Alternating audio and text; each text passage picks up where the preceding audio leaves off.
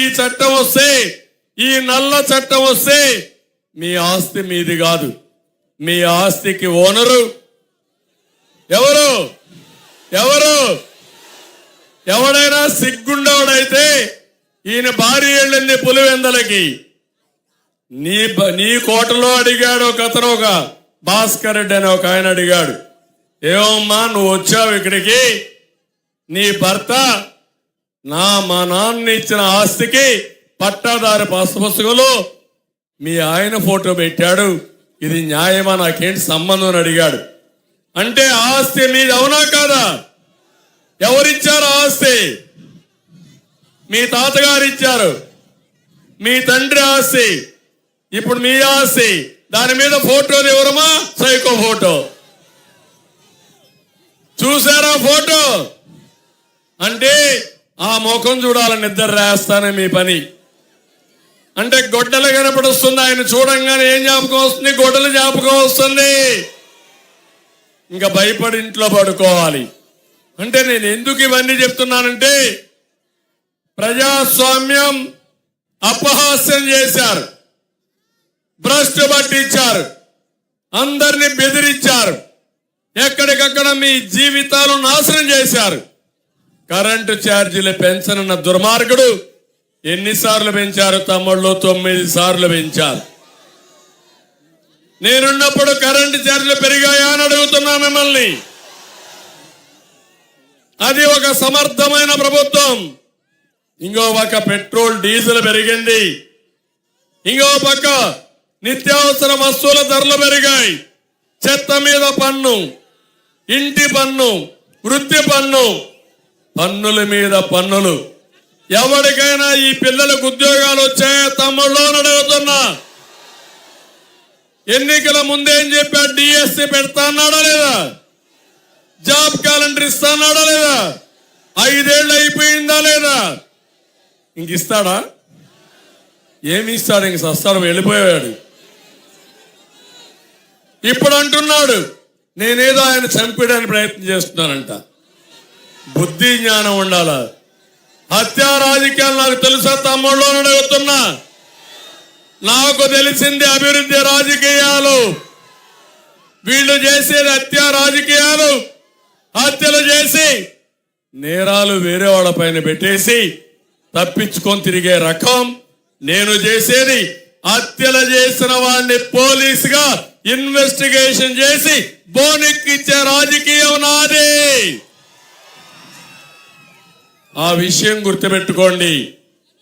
ఎప్పటికప్పుడు కళ్ళబొల్లే మాటలు, నాటకాలు ఆడుతూ, మొన్నే మీరు చూశారు ఎన్నికల ముందు గొడ్డలతో బాబాయిని చంపేసి నేరం నా మీద వేసేదని ప్రయత్నం చేశారు. చూశారు కదా మా రోజు కోడి కత్తి డ్రామా ఆడాడా లేదా? నేను పోయానంటే ఎయిర్పోర్ట్ లో ఆయన మీద కోడి కత్తి ఎత్తుకొని పొడి చేశానంట. నిన్న వచ్చాడు మళ్ళీ గులకరాయి. ఇప్పుడు అందరూ పిల్లలందరూ బ్యాండేజ్ చేసుకొని వస్తున్నారు. ఏమయ్యాను అడిగా, నాకు కూడా గులకరాయి తగ్గించారు. ఇప్పుడు ఆయన గులకరాయి తీసే పరిస్థితికి వచ్చాడు. ఇప్పుడు మళ్ళా మాట్లాడుతున్నాడు నేనేదో ఆయన చంపేయడానికి ప్రయత్నం చేస్తున్నానని. ఆయన భార్య మాట్లాడుతుంది, ఆయన మాట్లాడతాడు, ఏటూ మాట్లాడతాడు. వీళ్ళకు ఒక తప్పుడు ప్రచారం అలవాటు అయిపోయింది. ఆ నోటికి గట్టిగా వాతేస్తే తప్ప, శాశ్వతంగా మూస్తే తప్ప సిగ్గురాని మనుషులని చెప్పి నేను మీకు తెలియజేస్తున్నా. మీరు చేసే పనుల్ని ప్రత్యర్థుల పైన పెట్టాలనుకుంటున్నారు. మా ఊర్లో హత్యా రాజకీయాలు లేవే, మా ప్రాంతంలో హత్యా రాజకీయాలు లేవే, ఇక్కడ దెందులూరులో హత్యా రాజకీయాలు ఉన్నాయా అని మిమ్మల్ని అడుగుతున్నా. పశ్చిమ గోదావరి జిల్లాలో హత్యా రాజకీయాలు ఉన్నాయని మిమ్మల్ని అడుగుతున్నా. ఎందుకు పులివెందల్లో ఉన్నాయని మిమ్మల్ని అడుగుతున్నా. నువ్వే కారణం అవునా కాదా అని మిమ్మల్ని అడుగుతున్నా. ఇక్కడనే ఒక ఎస్సీ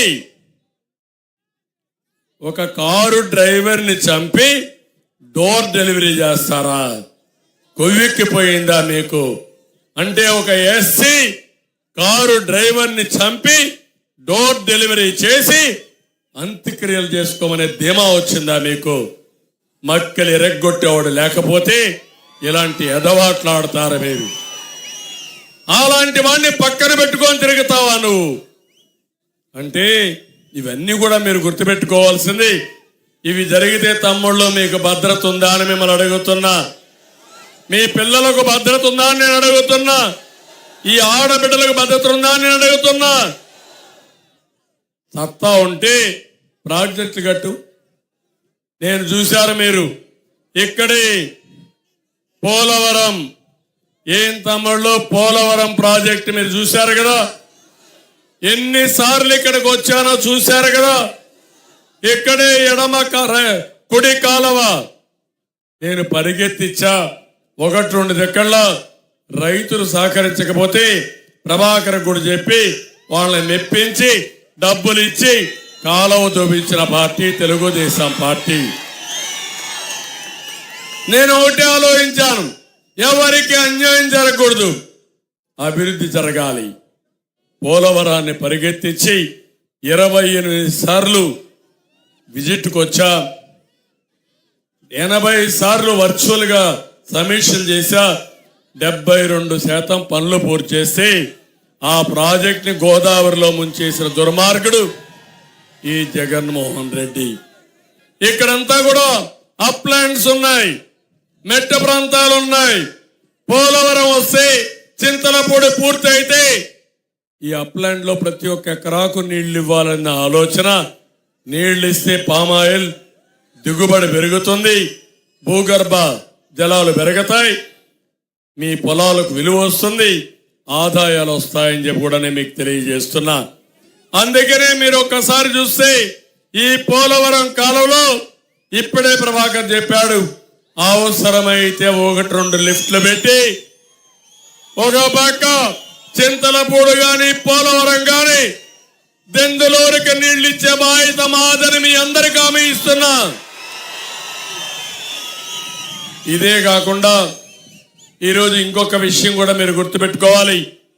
ఈరోజు నేను ఇచ్చినటువంటి మేనిఫెస్టో మీరు ఒకసారి చూస్తే మా ఆడబిడ్డలకు ప్రత్యేకంగా శ్రద్ధ పెట్టాను. నాకు మీ మీద చాలా నమ్మకం. అందుకే నేను ఇచ్చిన మేనిఫెస్టో మీరు చూసినప్పుడు 4 పాలసీలు మీకోసం ఇచ్చాను.